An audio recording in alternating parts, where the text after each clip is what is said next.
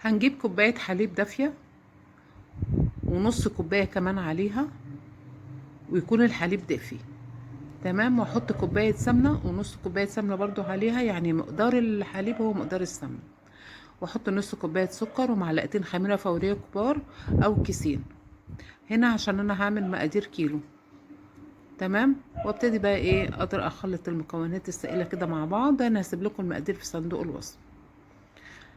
تمام كده. واحط بقى كيلو دقيق جمال استخدامات، او اي دقيق انت مجرباه وعارفاه. هحط معلقه بيكنج باودر وهحط معلقه صغيره ملح. وابتدي بقى ايه اعجن العجين بتاعي كده. احنا هنعمل مع بعض النهارده قشطه الافران، حلوه جدا. يعني ممكن تعمليها وتشيليها في اكياس في الفريزر، تبقى جميله يعني في الفطار وفي العشاء.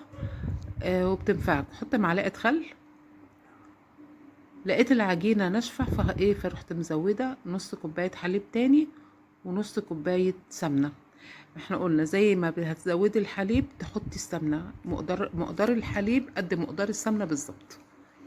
حطيتي كوباية تحطي كوباية، كوباية ونص، كوباية ونص، على حسب بقى الدقيق بتاعك هو بياخد قد ايه. انا كده كده هحط لك المقادير في صندوق الوصف. لو ما عندكيش العجان تتعجن على الايد بكل سهولة. فخلاص بقى كده العجينه بتاعتنا خلصت، مش قادره اقول لكم ملمسها تحفه وريحتها فظيعه.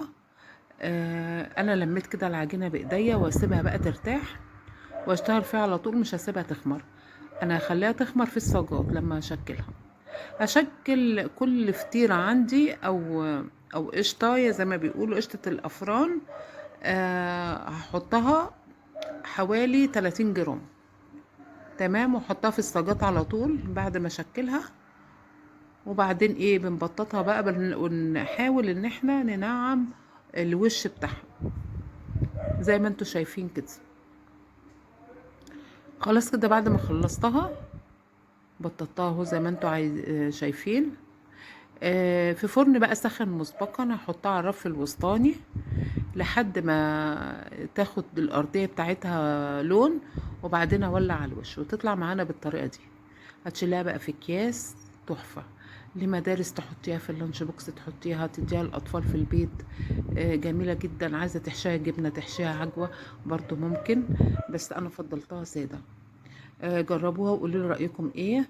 يا رب الفيديو النهارده يكون عجبكم، واسيبكم في رعايه الله، والسلام عليكم ورحمه الله وبركاته.